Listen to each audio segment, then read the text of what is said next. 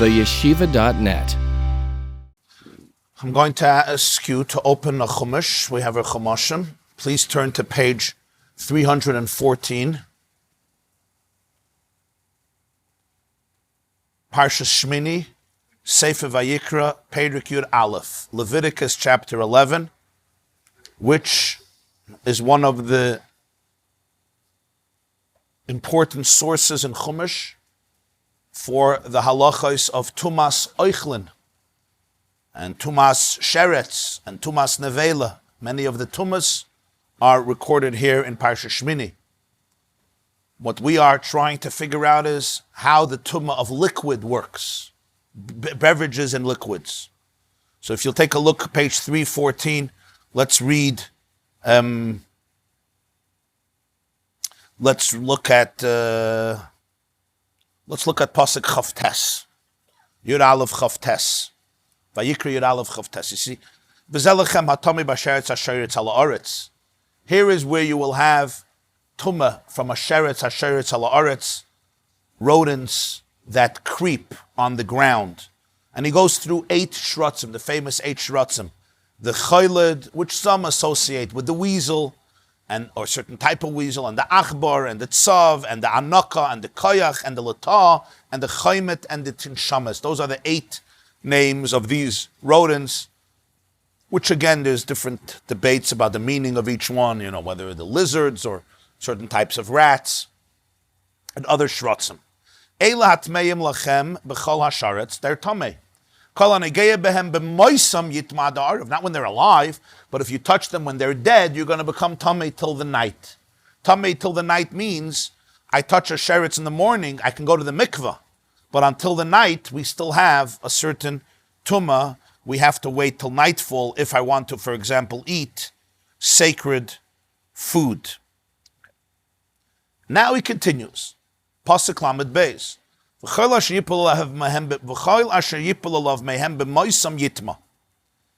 Anything that the sheretz falls on it when it dies, that becomes tameh. But I don't mean anything. He says, mikol kli, if it's a vessel, a utensil, eitz, wood, beged, a garment, oil, leather, sack, a sackcloth, kol kli asher ya'aseh melacha behem. Every vessel with which you do melacha, a utensil with which you work, b'mayim yuva, you must bring it into water, mikveh, v'tamei ad ha'erev, and it's impure till the night, meaning even after mikveh you have to wait for nightfall, v'taher, and then the keli is completely tahar. So mikveh is not enough, even though it says to put it in the mikveh, but complete cleansing is only at night. For example, if you want to use this vessel for truma, you will have to wait till the night. What if it's an earthenware vessel and it falls inside? Everything that is inside this vessel becomes tameh. And the kli cheres you have to break. There's no solution of putting it in the water. You have to cause it to become disjointed. You break it up, then you could put it back together. But a clay cheres, an earthenware pot, mikveh will not help. Yeah. Right. Betoicha. It has to go into the ear space of the kli cheres. And then we say, kol asher b'soicha yitma. Whatever is now in the ear space of the keli becomes tameh from the sheretz that fell into it. The sheretz that fell into the keli, right? Everything that was inside the keli became tameh, and the keli itself became tameh, and there's no mikveh. So you would think everything. The pasuk says, let me explain to you what.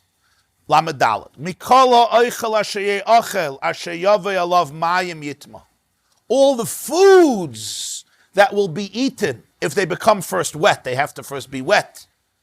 Then they become tameh. V'chol mashke asher yishase b'chol kli yitma. Here are the words. And every liquid that you can drink with every vessel becomes tameh. What do these words mean? What do these mean? What does this mean? We're talking about things that fall into a clay cheres, that are in a clay cheres. And the clay cheres had a dead sheretz in it. So we're saying anything that was in the keli becomes tameh. But what do we mean by anything? The Torah says not anything. Mikol ha'oichel asher ye'achel. Anything from all foods or all drinks, not anything. Here we see a very interesting qualification. Can a keli be metame a keli? No. The Torah says only the food and the drinks that are in the keli become tameh. When he says koil asher b'soicha yisma, he says, what do I mean by koil? Oichel and mashka. This is the biblical foundation that a keli cannot become tameh from another keli. And we already explained the principle, which is all based on this pasuk, that a keli can only be an av and a rishon, which means a keli can touch a sheretz, and that keli becomes tameh, it becomes a rishon l'tumah. In a klei cheres, you don't even have to touch it. If the sheretz goes into the ear space of the klei cheres, the keli becomes tameh. That's the keli, right? If the keli becomes tameh, it's tameh. But what if there's a keli inside the keli, or a keli touches the keli? That keli is tahir.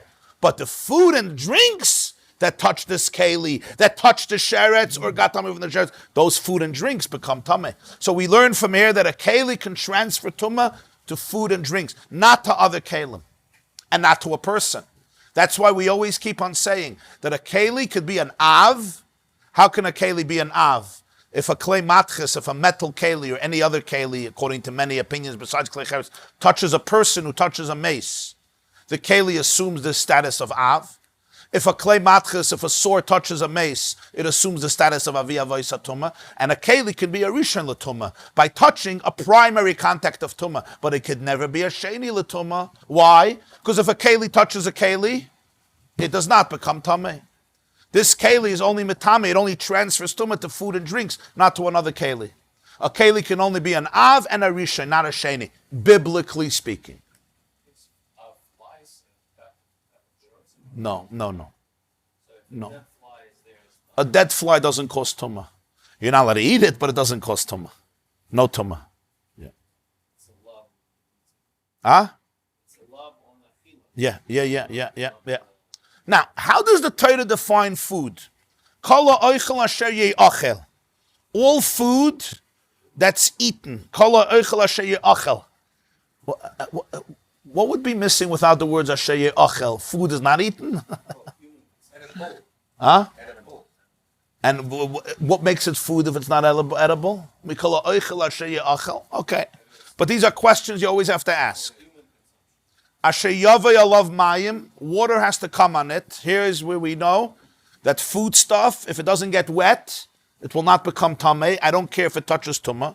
Yitma becomes tameh. V'chol mashka, it doesn't say liquid has to be wet, because liquid is wet. V'chol mashka asher yishasa, all foods that you drink, b'chol kli, in any kli yitma.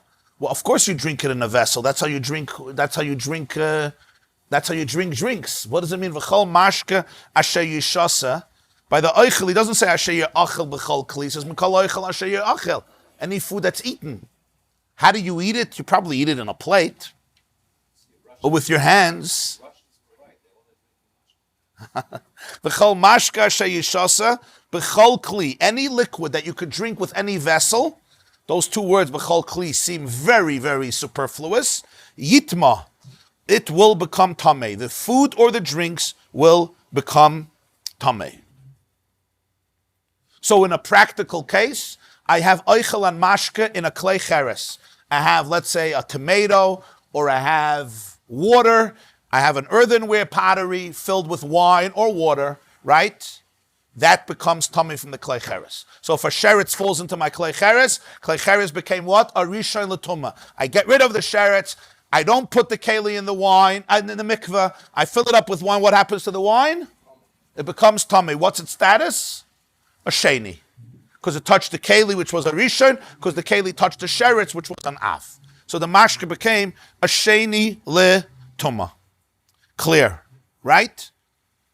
I'm just going to say here, even though it's not our discussion today, we learned yesterday that oichel, in order to transfer tumah, it has to have a kabetza, an egg. Why would the Chazal decide that?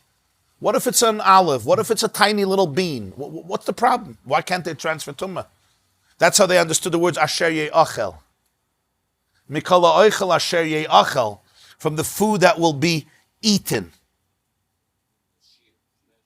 Oichel hanechel bebas achas.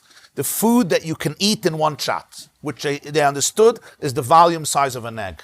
Because obviously food you eat, what do you do with it? You use it as a ping pong ball? The food that can be eaten, meaning the food that you naturally could consume in one shot, which can be a bean, but can be up to an egg. 2 eggs, an egg and a half is too much already. You need to do it in increments. Well, if it's one of the Shiva Mashkin, I'm saying if it's one of the 7 beverages, you're right. And yeah. Okay. These words became a source of 3 opinions that we're now going to explore. Now you saw the pasuk. Let's go into the Gemarah so we can appreciate it. No. Only a kli cheres. A kli eitz you have to put in the mikveh. Metal you have to put in the mikveh. All metals you have to go into the mikveh. And eitz has to go to the mikveh. Yeah. Lead, of course, yeah. But clay, cheres, you can't put in the mikveh, won't help. So it remains tameh. There's no tara.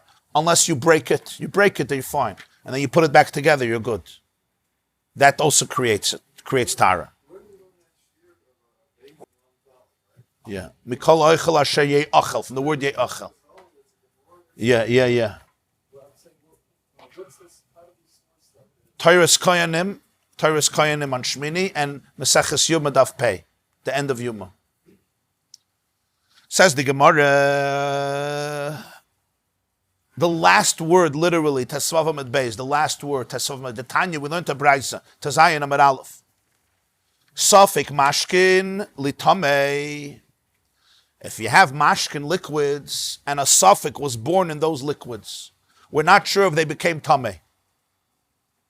An example would be a tamedik person, he stretches out his foot near a reservoir of liquid that is pure.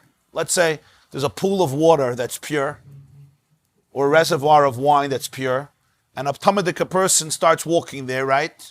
He's sitting by the pool, or whatever it is, by this place of water, and he... I'm not talking about a mikveh. Mikveh doesn't become tameh. I mean, if water in a mikveh doesn't become tameh, because, of course, if it would become tameh, then it wouldn't be able to be metahed anything. So the water of a mikveh doesn't become tameh. But I'm talking about, a unit of water that can become tameh, or any drink. He's sitting near the reservoir of wine. His feet are stretched out, right? It's a nice day, so he takes off his shoes and socks. And we're not sure if his foot touched the wine or the water, any liquid. And the question is it tameh or not? That's called sofik mashkin l'tameh. When you have a sofik about mashke, if it's tameh, so the Brisa says tameh. You have to assume that it's tameh. Why? Because since it's a sofik tumah min ha-Torah, mashke could become tameh min ha-Torah. It says clearly in Parshas Shmini. So now it's a sveika d'oraisa. When you have a sveika d'oraisa, a doubt in a biblical question, usually you go l'chumra, stringent, and therefore you say it's tameh. So therefore we have to assume this liquid is tameh. So if this liquid, let's say, falls on top of truma, I cannot eat that truma. Why? Because I assume that the liquid became tameh. L'tameh achedim. But what happens if the suffix is not if the mashka is tameh? The suffix is if the mashka transferred tumah to something else. For example, I have a stick, and the stick is wet on the top. And that wetness, that water on top of the stick, at the edge of the stick, is tameh. It's tameh water, right? It's tameh water. And now I take the stick and I sprinkle the water, and there was bread of truma around, but I'm not sure that the water fell on the bread or not. Maybe it didn't. Maybe it just went to somewhere else. That's called l'tameh achedim. I don't have a suffix if the liquid is tameh. I have a suffix if the liquid transferred the tumah to something else. The answer is, what do? Tahir. Here we assume that all the truma is tahir. Why? Divrei Reb Meir, this is the opinion of Reb Meir, because Reb Meir believes that mashke biblically can become tameh, but it can't transfer tumah, not only not to other liquids, not even to other foods. Only the rabbi said it can transfer tumah. So this is a suffix d'Rabbanan. It's not a suffix d'Oraisa. The first case, suffix mashkin l'tameh, was a biblical suffix. But the second case was a rabbinic suffix. Why? Because biblically, even if the water fell on the truma, it's not tameh. The rabbi said that it's tameh. So it's a question if there's a rabbinic tumah or not. Whenever there's a question and an issue of the rabbis, we say, you go lekula, you go lenient, and therefore you're going to say that the truma is tahir. Rabbi Lazar agreed with Rabbi Meir that what? Mashke could become tameh biblically, but it cannot transfer tumah to other foods or liquids biblically, only rabbinically. Rabbi Yehuda says no, lakoil tameh. In all cases, it's tameh, meaning whether the doubt is if the liquid became tameh, or the doubt is whether the liquid transferred tumah, lakoil, it transferred tumah to anything. What does he mean, anything? Whether it transferred tumah to food, whether it transferred tumah to other kalim, it will always be tameh on doubt. Why? Because Rabbi Yehuda holds that biblically liquids can transfer tumah to other food, and it can also transfer tumah to other vessels. This is the unique chiddush of Rabbi Yehuda, the one opinion who holds that kalim can become a sheni biblically, not only a rishon. All the Tanoim hold that's the halacha. Kalim could never become a sheni. Kalim can only become tameh from an av hatuma. They could never become tameh from a rishon l'tumah. If a keli touches another keli that's tameh, nothing happens. If a keli touches foods or liquids that are tameh, nothing happens. Rabbi Yehuda is the one opinion who says that's not true. Liquid has the power biblically to transfer tumah, not only to other foods.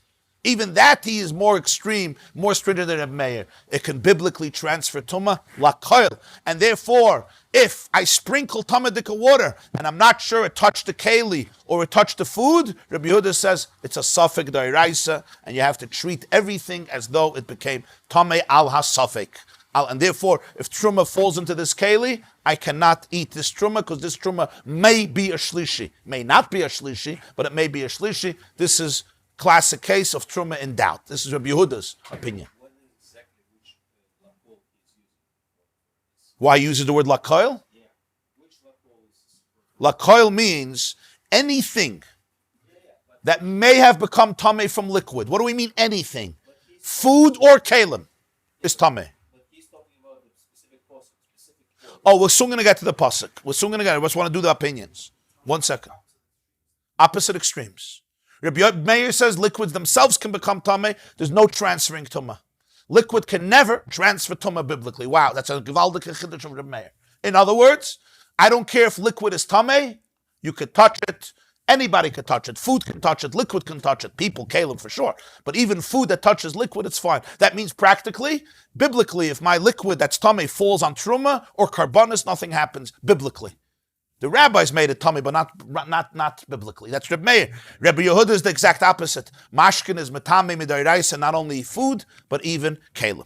Now you have the third opinion. Rabbi Yosi and Rabbi Shimon, Rabbi Yosi and Rabbi Shimon say, le'oichlin, when it comes to food, tmeyin, then the doubt will make us assume that they're tameh.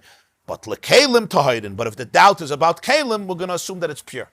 If the liquid tameh touched bread, but we're not sure it touched the bread, it may have touched it, it may have not touched it, we're going to treat the bread as tameh. Why? Because it's a suffix d'oraisa. Because Rabbi Yosi and Rabbi Shimon hold that mashka can transfer tumah biblically to other food. But if the suffix is, if the mashka touched a keli, here we're going to say it's tahar. Because biblically a keli cannot become tameh from mashkin, right? Mashkin can only be metame a keli rabbinically, and therefore it's a suffix d'Rabbanan, and therefore I'm going to say ala suffix it's tahir. So what do we see from here? That Rabbi Yosi and Rabbi Shimon hold that mashka can transfer tumah to food min ha-Torah, and therefore it's a suffix tumah. It's a suffix tumah. I should add, it's talking about a rishus hayachid, because a suffix tumah by rishus hayachid is tameh. So since it's a suffix tumah min ha-Torah by rishus hayachid, therefore we assume it's tameh. But if it's a keli, it only became tameh midirabanan, so it's a suffix tumah dirabanan, and the Chachamim did not make a din of tumah if there's a suffix. Whenever the rabbis say something is tameh, it's only if it's certain. If it's a doubt, the Chachamim say this keli is not tamei. It may be tamei, but it's a suffix. Rabbinically, the gzeira of tumah is only on a vadai, not on a suffix. What do we see from this brisa? We see from this brisa that according to Rabbi Meir, liquids can transfer tumah to food only rabbinically. Rabbi Yosi says liquid can transfer tumah to foods biblically. As a result of that, they interpret our Mishnah in two opposite ways, which is the source for their disagreement, the way that Rabbi Yochanan understood it. Now let's understand why they have this disagreement. Why would they have this disagreement? The Torah says liquid can become tamei. You can't argue with that. It says clearly, we just learned the psukim. That nobody's arguing about that. They're arguing about the next generation. Can mashka transfer tumah? So, the answer to this, let's see in Rashi. We're going to do the first Rashi on Amud Aleph. The first Rashi on Tezayin Amud Aleph. We still have to go back to discuss how the Mishnah was explained. But let's just learn this Rashi. Safik mashka litamei, tamei. Litamei acherim, tahir. Sagt Rashi, if the doubt was born in the beginning of the tumah kegoin, a tamadik, person who stretches out his foot to touch pure liquid, safik naga, safik loy naga, but we're not sure he touched it or not. Zeu safik mashka litamei. This is the case of safik mashka litamei. We have a doubt in the mashka if it became tamei lechatchila. So the answer is, the verdict is, Tamei min ha-safek. Why? Because Savar Reb Meir holds tumas mashkin liyas atzmon tmei in da'iraisehi. That mashka should become tamei itself is a biblical halacha. The ksiv, the pasuk says, v'chol mashka sheyishasa b'chol kli yitma. Mashka that touches a keli that became tamei is tamei. It's called a sheni. We call it a sheni l'tumah. Hilcha chavila sveike d'iraisa. So it's a doubt about a biblical question. In other words, if it would be for sure tumah, it would be a biblical tumah. That's your suffix now. Is it a biblical tumah or not? And therefore we go l'chumra, we're stringent. However, period, suffix mashka l'tamei achedim. If the whole suffix is, if the mashka brought tumah to others, the suffix is on the next generation, not on generation one. On the second generation, did it transfer it? Kegoin. Hoysamakal biyada, he has a stick.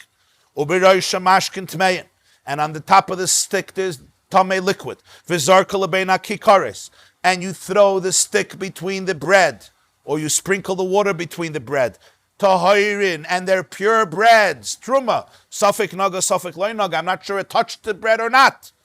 Zehu safik mashka l'tamei achedim. This is the scenario of a suffix if the mashka transferred the tumah to the bread. This is how the case is discussed in Taris. The halach is tahir. Oisan akikris tahir is saying why? Because Savar Reb Meir holds mashka l'tamei achedim midrabanan hu. The ability for mashka to transfer tumah is rabbinic. V'loy midoiraisa. V'loy doirish yitma d'ksiv gabi mashkin. B'lashoin yitamei. He does not interpret the yitma as yitame hilcha chavila sveika de rabbanon ulakula. What Rashi is teaching us here is a fascinating question. We always know there's the way you pronounce the words in Chumash. There's the way the words are written. The way the words are written are not necessarily the way you pronounce them, because sometimes a word can be pronounced in different ways. A classic example is pasuk lamed daled. Kol mashka sheyishasa b'chol kli yitma. Maybe it should be yitame. Yitma means it becomes tamei. Yitame means it contaminates others. Which one is the right reading? So we have a Messiah. We have a tradition how to read the pasuk. The Sefer Torah doesn't have an Akudis, so this was not written down. But Baal Peh, this is part of Torah Shabal Peh, even though today it's printed, but it was not always printed. It was part of the Torah Shabal Peh. How to read Chumash is Torah Shabal Peh. It's not Torah Shabal. People think Torah Shabal Peh are extra halachas. It's not. That's additional. The first thing of Torah Shabal Peh is what? How to read Chumash. Where to place periods, question marks, exclamation points. commas, hyphens, colons. None of this is in a Sefer Torah. It's all Torah Shebaal Peh. How to read it. How do you know how to read it? So many words could be written, could be pronounced in different ways. The example they always give is Loisa Vashal Gdi, Bachalev Imoy, don't cook a goat in the milk of its mother. Maybe it's Bechelev Imoy, don't cook a goat in the fat of its mother, which means cheeseburgers would be permissible. Bechelev Imoy is not Bachalev Imoy. You can't cook a goat in the fat of its mother, but in the milk of its mother, I don't care. We don't say that. Why? It's written the same way, because we have a tradition of how to pronounce the words. We're to divide psukim. There's no periods. There's no question marks. There's no exclamation points. This is all Torah Shebaal Peh. How to read Chumash. Pashut, how to read it. Forget how to explain. I'm not talking explanations or translations. I'm talking about reading them. Reading the words correctly. Here is a classic example. It says Yitma. But when it's written, it could be read Yitame. Part of learning Torah is understanding that every possible pronunciation is part of the equation. You heard what I said? Every possible pronunciation is part of the equation. Meaning, the fact that the Ribono Shel Olam dictated Torah to be written in this way means that he wants it should be written in a way that it can be pronounced in different ways. That's all part of the Messiah. It's all part of Torah. Every word, if it can be pronounced in a different way, it means that there's something he wants to teach us here. You have to know what, where, to what extreme, how to interpret it. Here's an example. It says Yitma, but it can be read Yitame. The difference is very simple. Yitma means the liquid itself becomes Tameh. Yitame means it can transfer Tumah. This is the big machloikas between Reb Meir and Reb Yosi. Reb Meir holds Yitma is Yitma. Don't include Yitame in the halachic equations. Reb Yosi argues. That's what Rashi is saying. Take a look at Rashi. You get it? V'loi doirish Yitame. Diksiv gabe mashkin belosh. Yitame.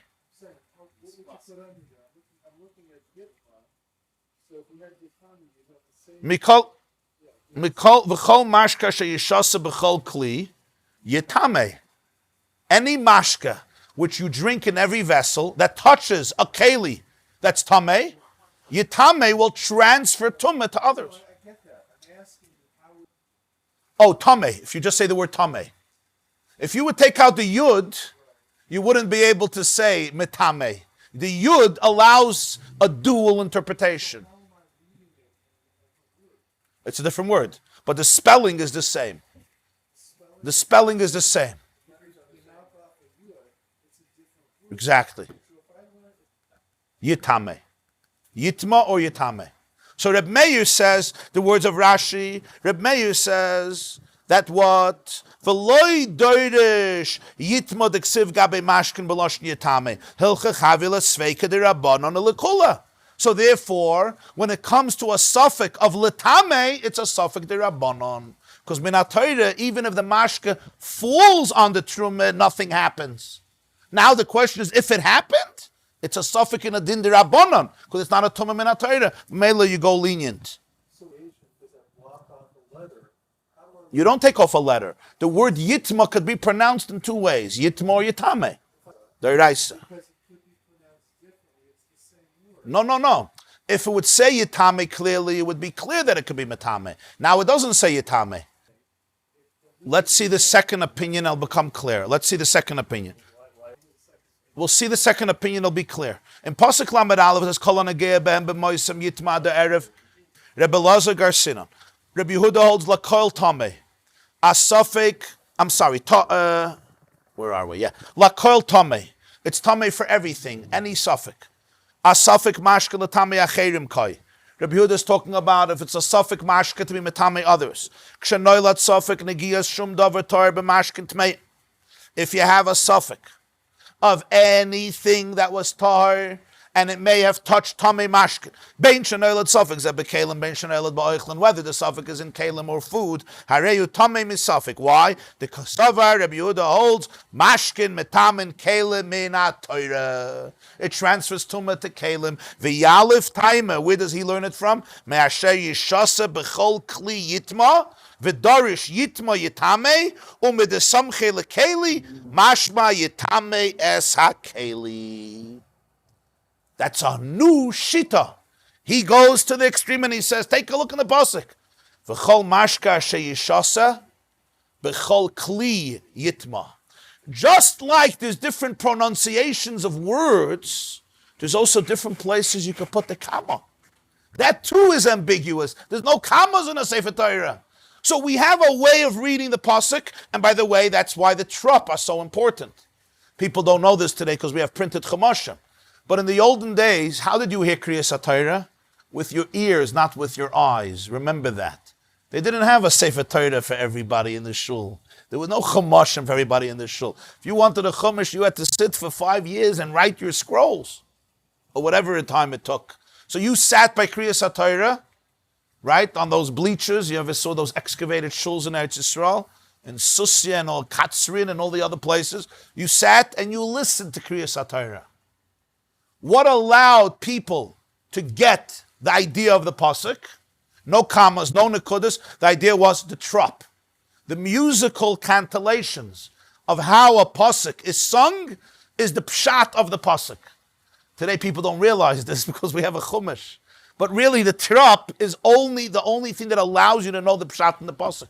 Punctuations. Is it a statement? Am I upset? Am I happy? Is this a demand? Is this an instruction? Is this chastisement? It's all the trop. You always have to know where to put the comma.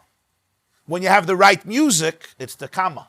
So here we have an example. Chol mashka sheyishasa. How do you read this? B'chol kli yitma. Any drink that you can drink with any vessel can become tameh. Rabbi Yehuda says, there's another interpretation here. V'chol mashka sheyishasa. Any drink that drinks. B'chol kli yitameh.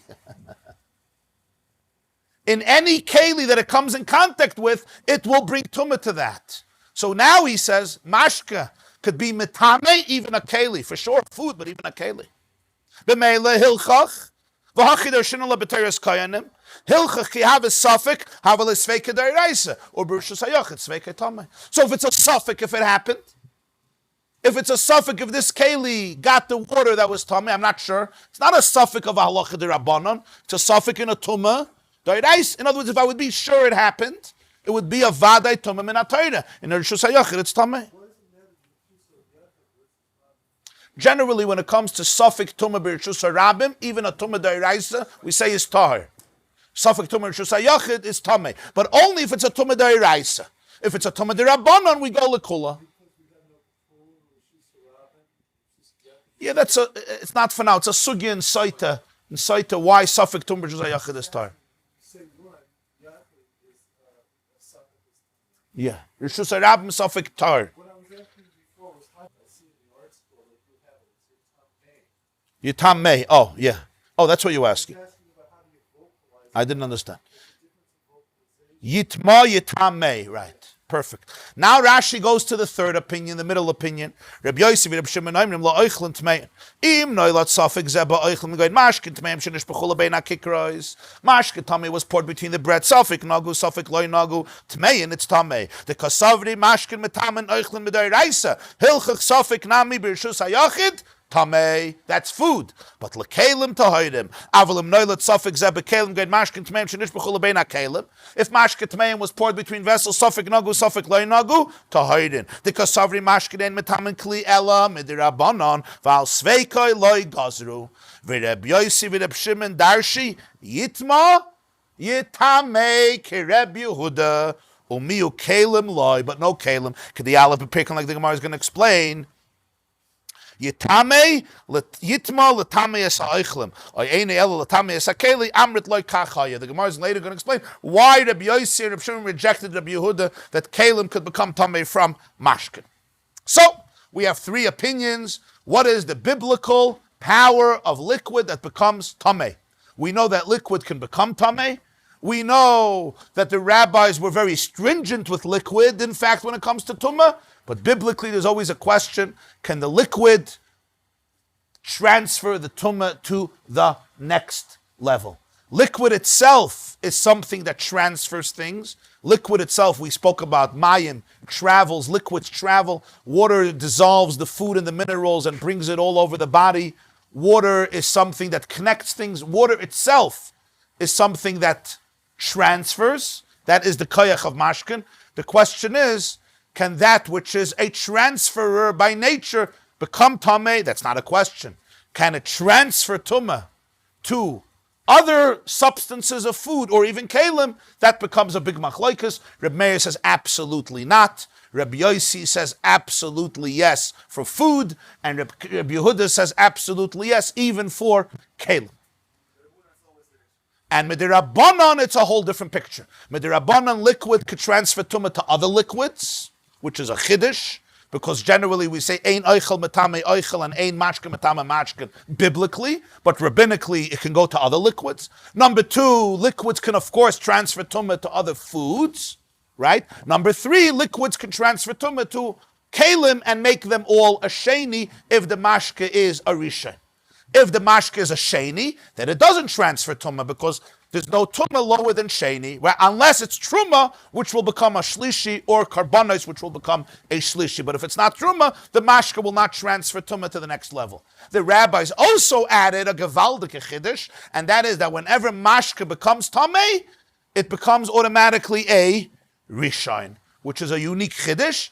Not only does it become tameh, if it can become tameh, but it becomes a rishon l'tameh, which means if the mashkin touch the sheretz, it's of course a rishon, even biblically. But if the mashke touches a keli that touched the sheretz, like in this case, we would think, what should the mashke be? The mashke should be a sheni. You're right, biblically, but rabbinically, it bumps up to become a rishon. Not only that, if the mashke touches a sheni, that's the chiddush. Usually, biblically, nothing would happen because it doesn't go down lower than sheni. But rabbinically, if mashke touches a sheni, instead of being tar and instead of even being a shlishi, it becomes a rishon. And once it becomes a rishon, it's an endless vicious cycle.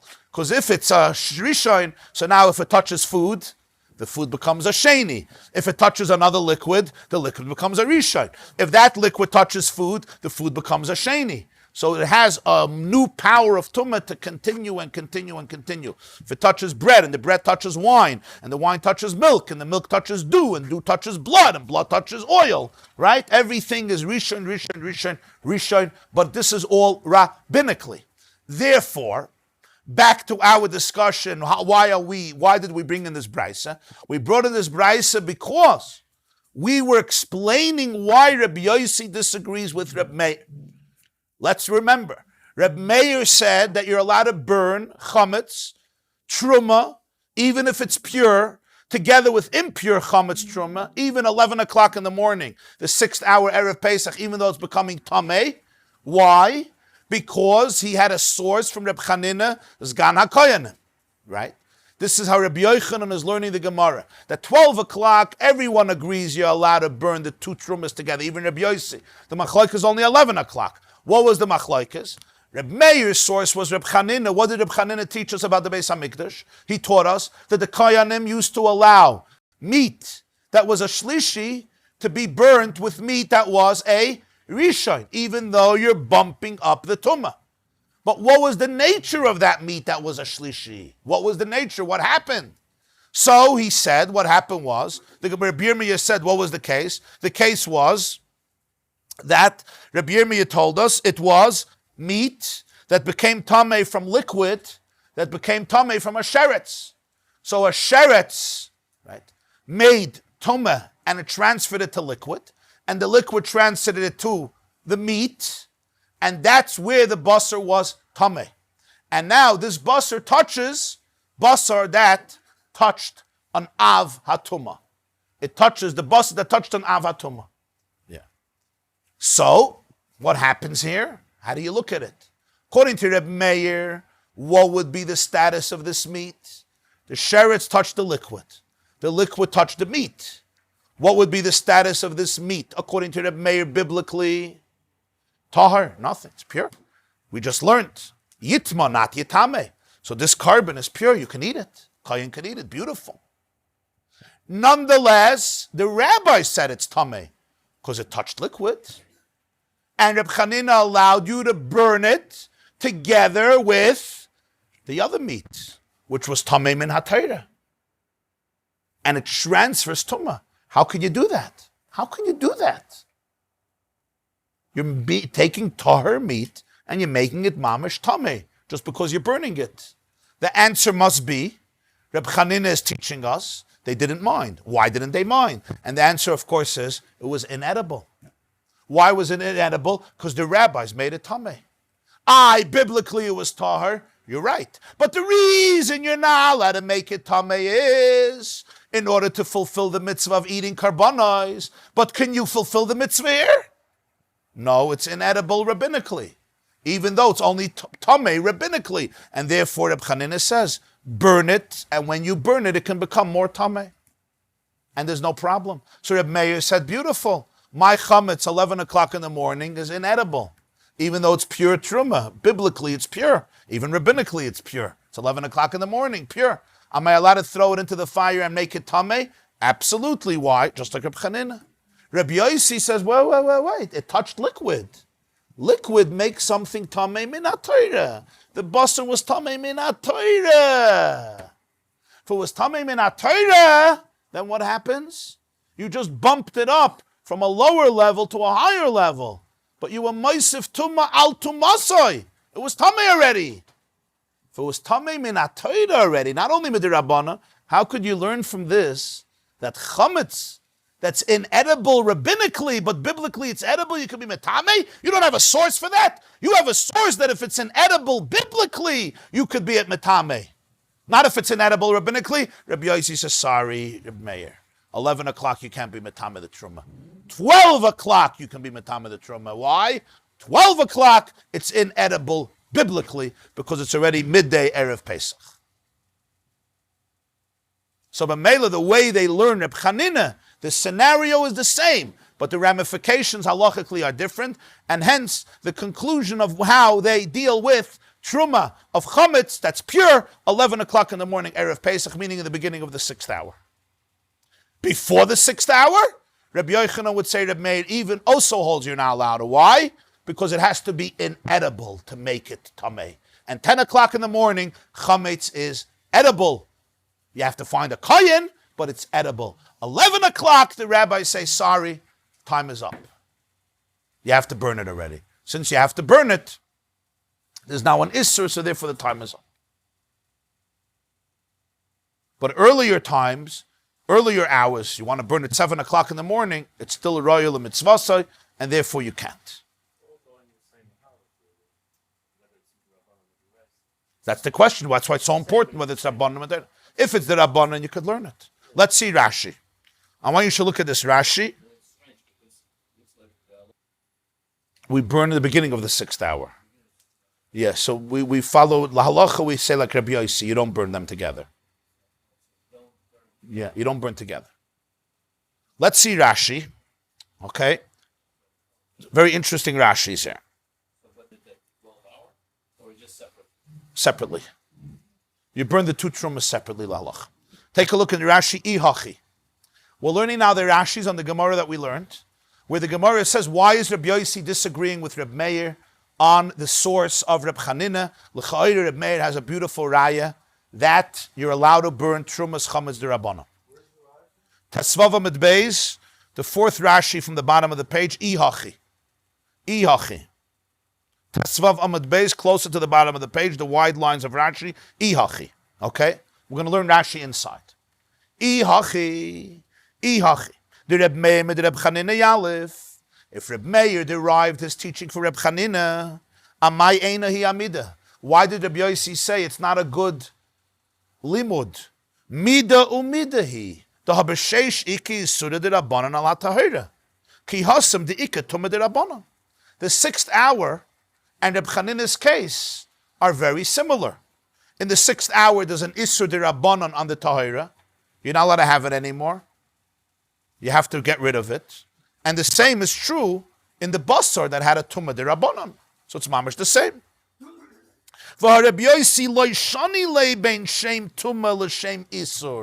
The ha'amrid the moider Rabbi Yosi b'sheva hoyel v'ike isa d'oraisa afal pi the leka ala shem tuma. You can't tell me Rabbi Yosi says don't equate isur with tuma. Don't equate isur with tuma. You can't say that because Rabbi Yosi says in the 7th hour you're allowed to be matama the truma. Meaning, the whole method here could be questioned, right? And I keep on emphasizing this, it's so important. You can argue that the whole comparison with Reb Chanina is ridiculous. Truma that's chametz is not tameh. It's just not allowed to eat it. It's good truma. Just you're not allowed to eat it. That's very different than saying something is tameh.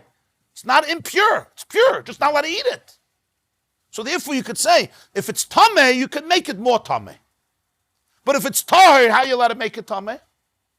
But Rabbi Yosi doesn't distinguish between isur and tumah. Varaya, Rabbi Yochanan says that 12 o'clock he holds. You're allowed to be metameh the truma. Meaning he holds that just like a carbon that's tameh, you're allowed to be moist of tumah. Because it's anyway tameh, because it's anyway inedible. If you're not allowed to eat it, it has the same gather. The issue is not if it's tameh halachically, the issue is if it's not worthy to be eaten, if there's no potential to eat it. If it's an isser, it means I can't eat it. And if I can't eat it, I don't care if you matame it. That's what Rabbi Yosi obviously holds according to Rabbi Yochanan, because he says at 12 o'clock you're allowed to be matame truma. If so, how can he reject the limud of Reb Meir from Reb Chanina? It's a gevaldik limud.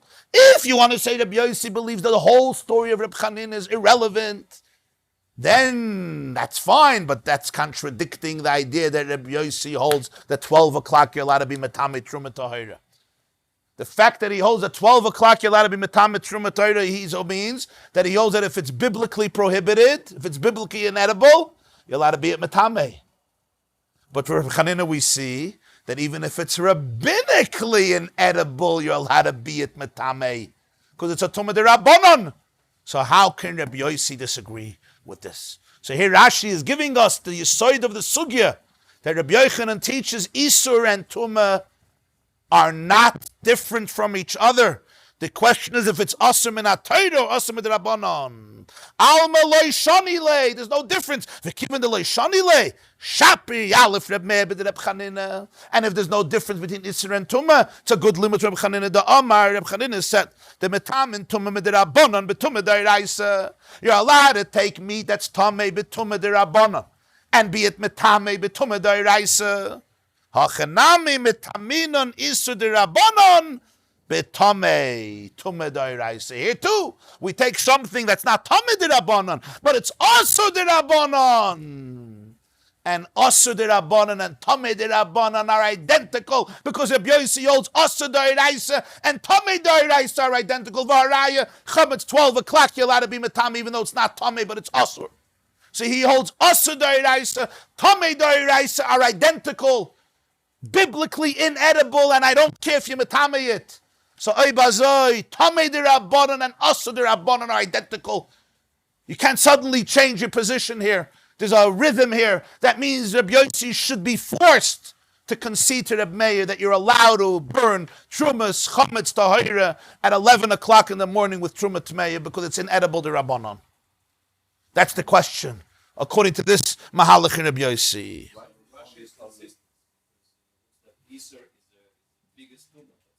According to Rabbi Yochanan's mahalach, what does Rashi say? Ein lecha tumah gdoila mizu. Ein lecha tumah gdoila mizu, that the Torah says that chametz on the 7th hour is forbidden. Ein lecha tumah. Yeah.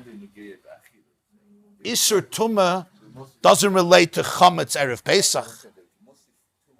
Moisef tumah al Monsey means adding tumah means that basically it can transfer tumah to more levels.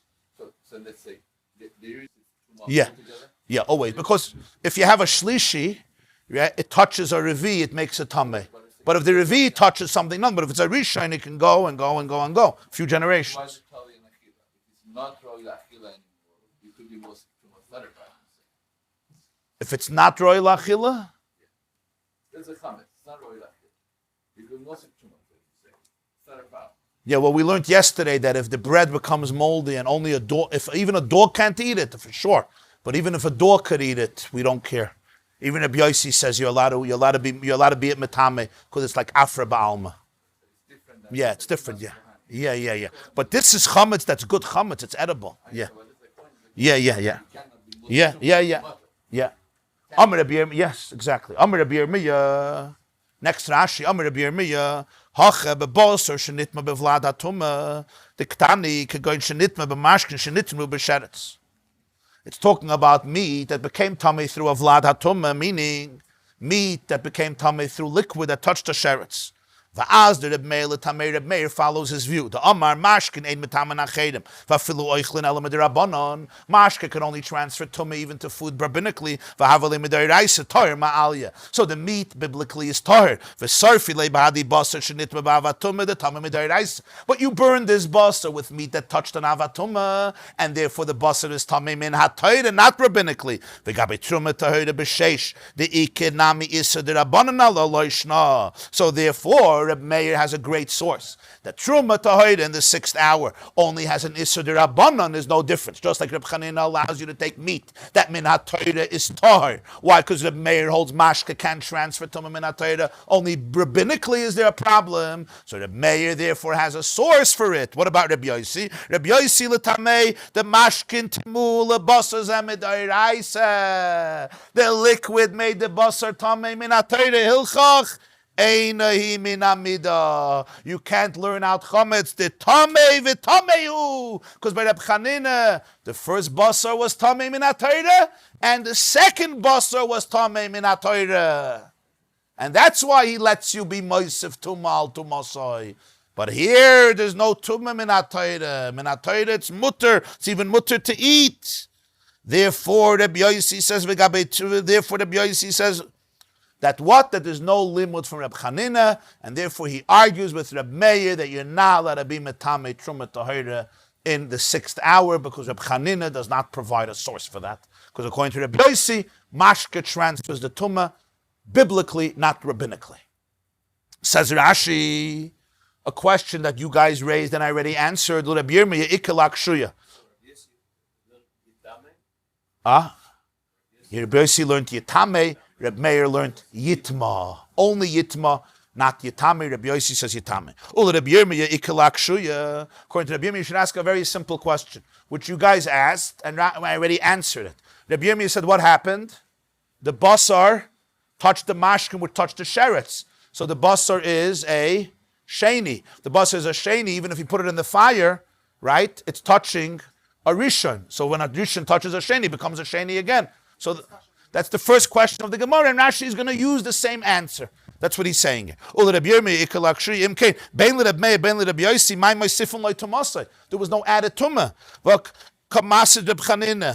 Where's Reb Chanina testifying about an additional tumah? It touched a rishon, so it becomes a sheni. And now you're burning it with a rishon. What's the issue? It touched mashkin, which touched the sheretz. So the sheretz is an av, the mashke is a rishon, the basar is a sheni. Okay, now you take it, you put it in the fire. It touches basar that touched the sheretz. So what happens when you touch basar that touches a sheretz? You become a sheni. So you were a sheni, you become a sheni. You weren't ma'aseh tumah. So the whole issue doesn't make sense. So Rashi says no. You got to go back to the original answer in the Gemarah. Namely, v'nira be'enai. I believe, Rashi says, the one basar was a rishon, one basar was a sheni. When a sheni touches a rishon, it becomes a sheni. So you didn't add anything. You didn't add tumah. So nothing happened. When a sheni touches a rishon in the fire, it just becomes a sheni again. But it was a sheni yesterday, so what's the big deal? It was a sheni already. Gavaldika question. V'nira be'enai. What I believe is that Rabbi Yirmiyah did not speak fully what he wanted to say. V'nira be'enai, Rashi says, the Rabbi Yirmiyah avlad uvlad the ka'amar Rabbi Yehuda samach. Rabbi Yirmiyah is relying on the beginning of the Gemarah. The Gemarah already asked this question, and the Gemarah said it's not a sheni, it's a shlishi. Vlad doesn't mean Vlad. Vlad means a grandchild is also a child. It means a child of a child. Okay, b'meila, what happened? So Rashi says,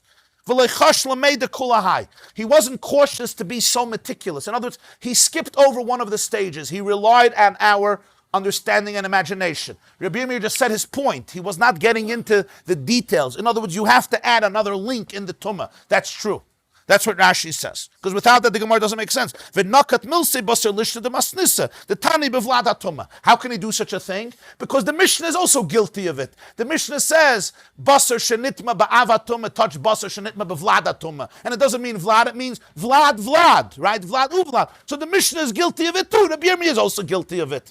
In other words, Rabbi Meir doesn't have to reinvent his words because he's just following the Mishnah. Just like you understood in the Mishnah, it doesn't mean Vlad, it means Vlad of Vlad. You have to understand in Rabbi Meir too. So what happened practically? Ula oilam, b'basar shenitma b'mashkin, shenitma b'kli, shenitma b'sheretz. One more detail. The sheretz touched the kli touched the mashke, and the mashke touched the basar. So it's basar that touched liquid, that touched the kli, that touched the sheretz. The havalu mashkin shniim, v'hava shlishi. The mashke is a sheni because the mashke touched the keli touched the sheretz. So the mashke is a sheni, the basar became a shlishi. V'ashmein, and the chiddush is the shlishi mutar l'asayser sheni.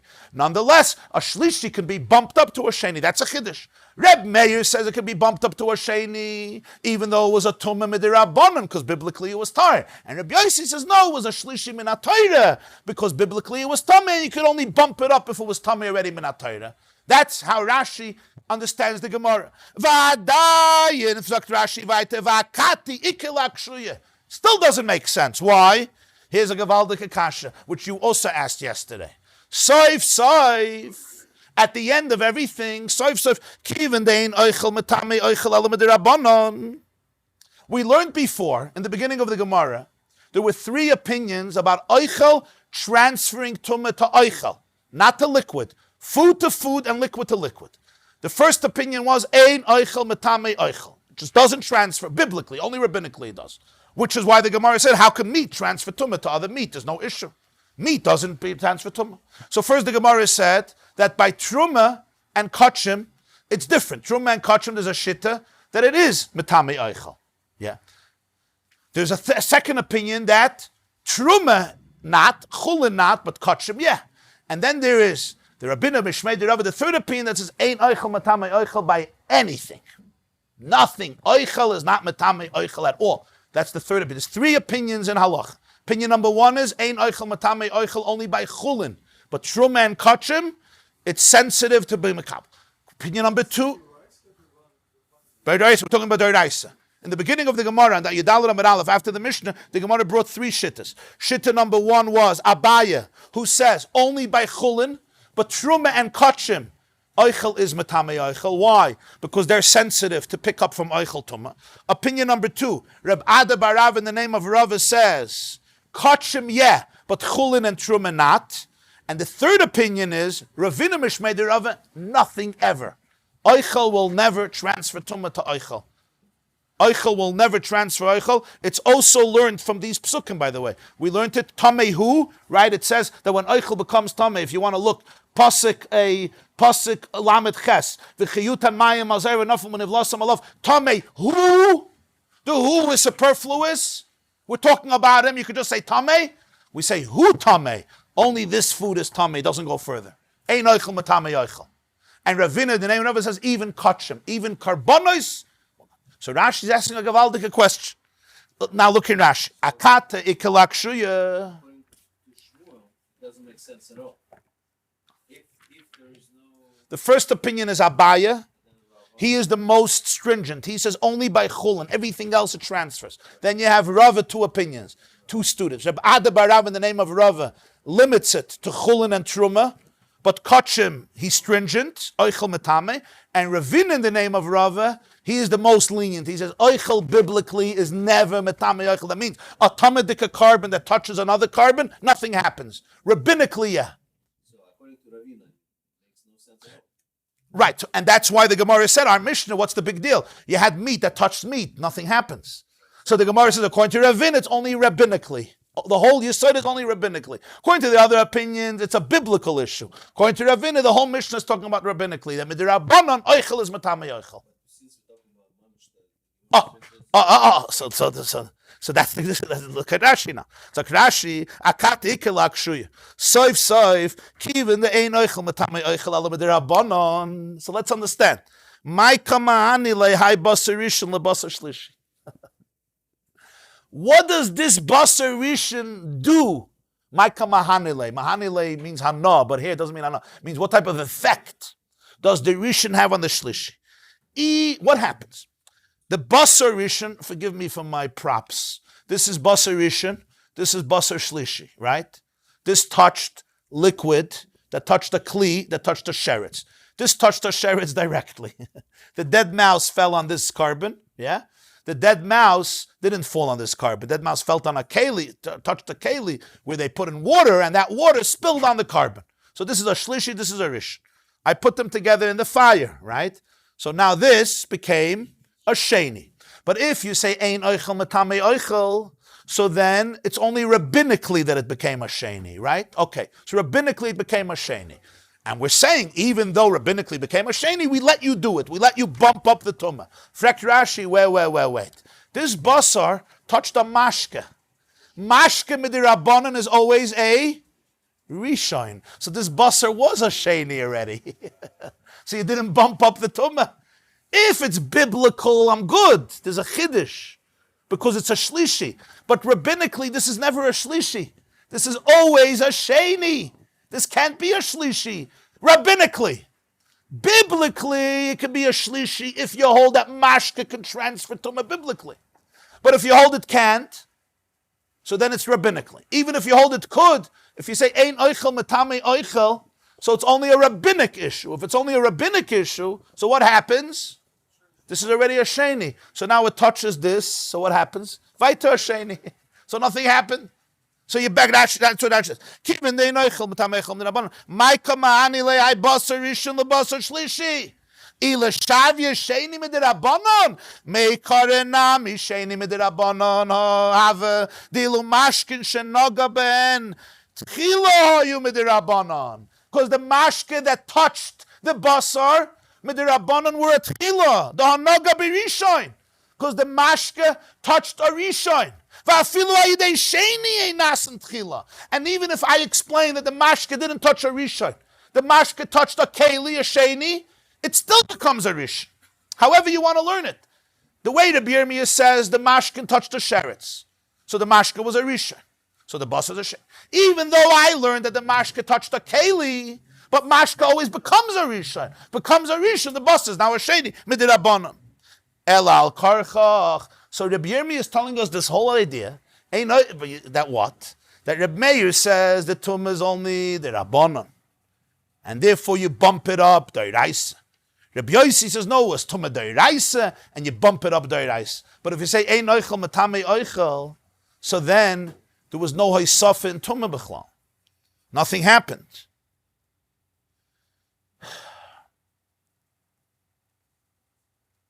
Huh?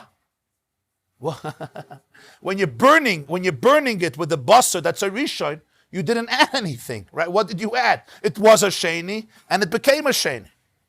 Remember, Ravina told us, ein oichel matame oichel min ha-Torah. That means, midayraisa, nothing is happening. The whole discussion is only in the rabbinic world, which is still serious. You're not allowed to be moisef tumah. I get it. I don't have a problem that it's a rabbinic discussion, that you're allowed to be moisef tumah midirabbanan. But you're not being moisef. Because if you're dealing in the world of the Rabbanan, it was a sheni already. You're not moisef. Maybe Ravina said this, that it made sense before they established the mashke always reached. So Rashi answers, Elar karchach, Rabbi Yirmiyah k'Rav Ada oika Abaya svirele. Rabbi Yirmiyah's explanation of Yochanan can only follow Rav Ada or Abaya. What do they hold? The Amri who hold Kachim Oisin Tumah Kayotzeba. They hold that biblically, Kachim could generate Tumah from Eichel to Eichel. Abaya says even Truma. Reb Ada bar Rava says only Kachim, but at least Kachim. Ravina says nothing. B'meila, so Rashi continues. Vashmein Reb Chanina. So Reb Chanina teaches us the Sheni de Rabbanon avdinan le Sheni d'oraisa. So a Sheni de Rabbanon is bumped up to a Sheni, but min ha-Torah. That's a different level of tumah. Ule Reb Meir shaminan minei, and Reb Meir teaches me the sheni de rabbanon. Duhu toir ma'al yedoiraisa muter lasoise sheni doiraisa. And Reb Meir teaches me that a sheni d'Rabbanan, which biblically is tar, because mashke doesn't transfer tumah, I could make a dairaisa sheni. That's Reb Meir's chiddush. B'meilav hu adin l'truma toirish nesefes amatmeya. So we come back to chametz. Chametz on the 6th hour, meaning 11 o'clock in the morning, even though it's tar. So midairaisa, it's fine, it's edible. But midirabbanon, it's asur. There's already an isra on the chametz. It's not right for the mitzvah anymore. You got to burn it. So Reb Meir says, learn from Reb Chanina. Chanina takes a sheni d'Rabbanan, but minat Torah, it's pure. It's mamish ritually pure, and lets you make it a sheni d'Oraisa. I'm letting you take chametz that's tar minat Torah and edible minat Torah, and burn it with chametz that's tamei, even though it's going to become tamei, because if that chametz touched the sheretz, that chametz is a rishon, and my truma is now going to become a sheni in the fire, or a shlishi, whatever the situation is. According to Rabbi Yosi, what does Reb Chanina teach us? The sheni de rabbanon, the hu shlishi d'oraisa, avdinon sheni d'oraisa. You got that? Reb Meir said, minat Torah, the meat was pure. Midirabbanan, it was a sheni because it touched mashke, that was a rishon. What does Rabbi Yosi hold? Rabbi Yosi holds like this. Midirabbanan, the meat was a sheni because it touched mashke, which became a rishon. Midairaisa, what was this meat? A shlishi. Because according to Rabbi Yosi, mashke transfers tumah biblically, and the meat touched mashke, and the mashke touched the keli, and the keli touched the sheretz. The sheretz is a nav, the keli is a rishon, the mashke is a sheni, the mashke makes the meat a shlishi minat Torah. Midirabbanan, the mashke becomes a rishon, but midirabbanan, but minat Torah, mashke that touches a keli, it's a sheni. The keli is a rishon, and that mashka, according to Rabbi Yosi, transfers tumah to food, so the food becomes a shlishi. So midirabbanan, it's a sheni. Minat Torah, it's a shlishi. When I throw it into the fire, it got bumped up from a doiraisa shlishi to a doiraisa sheni, and from a dirabbanan sheni to a doiraisa sheni. According to Reb Meir, that detail is different, because Benat Torah, it was completely pure. According to Reb Meir, the chiddush is a sheni d'Rabbanan got bumped up to a sheni d'Oraisa. According to Rabbi Yosi, a shlishi d'Oraisa became a sheni d'Oraisa, and a sheni d'Rabbanan also became a sheni d'Oraisa. Hilchach einahi min hamida, and therefore Rabbi Yosi says you cannot learn from Reb Chanina that you're allowed to burn truma tahira with truma tmeya erev Pesach on the 6th hour. V'Ravina the Islay mikra mali dibur akasov, and Ravina who holds that the Torah says tamehu, that ein oichel betame oichel ever, even by kachim, loy svira le de Rabbi Yirmiyah. He cannot agree to Rabbi Yirmiyah. Why? Because according to this situation of Rabbi Yirmiyah, this condition of Rabbi Yirmiyah, it would not make sense. Because if ein oichel metame oichel, so that means the tum is only midirabbanan, and Rabbi Yirmiyah said you touched mashkin. If you touched mashkin, you are always a sheni, so there's never a hisaf of tumah. So Meir, there's something wrong. The Mishnah is not telling you anything. It's just telling me that you're moisef tumah from sheni d'Rabbanan to another sheni d'Rabbanan. I was a sheni yesterday. Huh? Yeah. Yeah. In other words, even if you hold that you're a shlishi minat Torah, like Rabbi Yosi, you're a shlishi minat Torah, but ain't oichel metame oichel, so nothing happened minat Torah. What happened was only midirabbanan. But midirabbanan, I was already a sheni. So if it was already a sheni, nothing happened. So Ravina can't learn the Gemarah this way, the Mishnah this way. So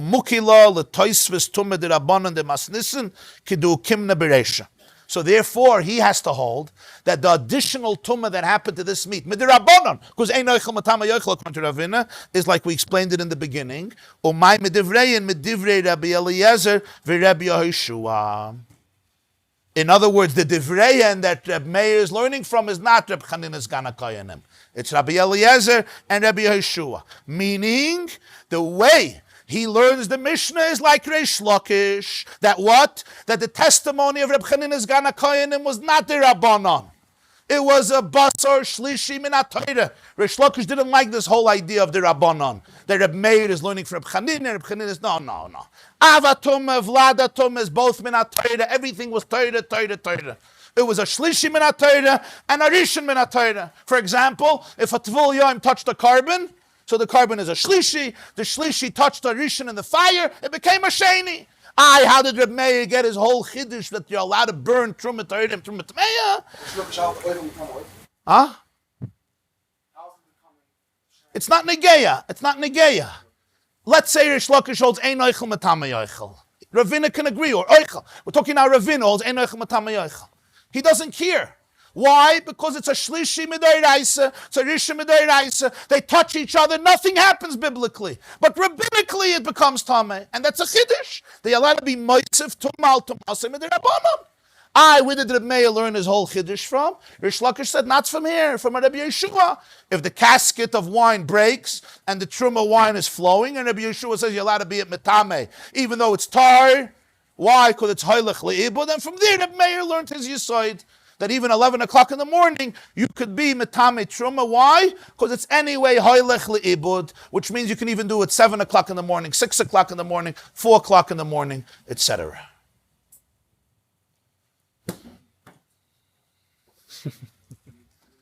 Teufel ist gewesen. Das ist Arashi. Huh? Das ist Arashi. You see every word in Rashi, how he teaches a Gemarah. So consistent. Yeah. You Teufels? Rabbi Aaron, you were Teufels? Huh? The Rashi, this is Arashi. Huh? Halachically, the difference between Sheni D'Oraisa and Sheni D'Rabbanan? Halachically, Sheni D'Oraisa, Sheni D'Rabbanan? It's bumped up, so is there a difference between the two? You mean? Yes. No, why is it bumped up? If it's not, there's no difference. You're saying, what does it mean it gets bumped up? Right. Sheni is Sheni. What do you mean it gets bumped up? Unless there's a difference. There's stringencies in the D'Oraisa. It's more stringent. Sheni D'Oraisa, Sheni D'Rabbanan. Yeah, for example, we just learned Safek D'Oraisa L'Chumra, Safek Rabbanan L'Kula. So if this basar touches, even if it's not a Safek, if this basar touches something else, Allah Safek. Saying that's going to make a difference. So even if we say Oichel Matame Yoichel, here would be a D'Oraisa Safek. Even if we say Oichel Matame Yoichel. You understood? Understood? What I could understand. One time I listened to a person singing. Huh? I listened to it quite often. Pleasure to have you. It's just coming through that I should go to sleep. Huh?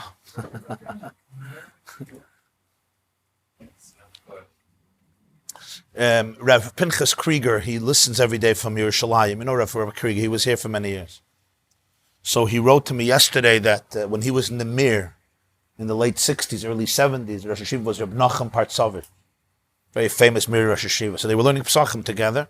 So he came to Reb Chanina Zgan HaKohen, and he learned the first blot, Daf Yudalet. Then he said, we're skipping to the second chapter of Pesachim. He refused to continue. So I asked Rabbi Krieger why. I wrote him back yesterday. Why? He said he doesn't know. But he called Reb Nachum's son. And Reb Nachum's son told him that, he called him yesterday in Yerushalayim. Reb Nachum said that the Bachrim, he feels they'll get too lost and they'll lose their interest, and it's easier to deal with Bittul Chametz and Biur Chametz and Machlekes and Chametz will be much easier. So he would go to the second chapter. I met him. He said, you got to listen to the introduction. Huh? Oh, you met him in Eretz Yisrael? Yeah. He said, you got to listen to the introduction. That was when it was just the introduction. Yeah. First three. But I don't think it should be skipped. I think it should be learned. It's the complication is there's 3 opinions, and then multiplied by 3 more opinions and multiplied by 3 more opinions. So the total variations are huge. Yeah. So that's why it's very hard to. Yeah, for sure. Mashka, liquid, huh? Liquid is a different mahalach. Huh? On one level you say it doesn't transfer, but it becomes a rishon. Moist liquid water could be the greatest source of bacteria or whatever they have to. On the other hand, it's the most biggest killer. Right. I had a friend of mine who became Balshua by coincidence. Went to Sri Lanka. Was on a trip. Went to Sri Lanka, and there was one religious couple with them, and everybody else was Israelis, completely fluent. They went on a trip to the mountains, so they all got sick. Everybody was sick except this Israeli couple. Every time before they ate, they did that blessing. Natilas Yadayim, huh? So he became a shtickle Boshua, but one thing he does, washes his hands. So he doesn't let's die. So he took one mitzvah for himself, and it does it religiously, like very well. Goes to restaurants, asks, let's see that. This class is brought to you by theyeshiva.net. Please help us continue the classes. Make even a small contribution at www.theyeshiva.net/donate.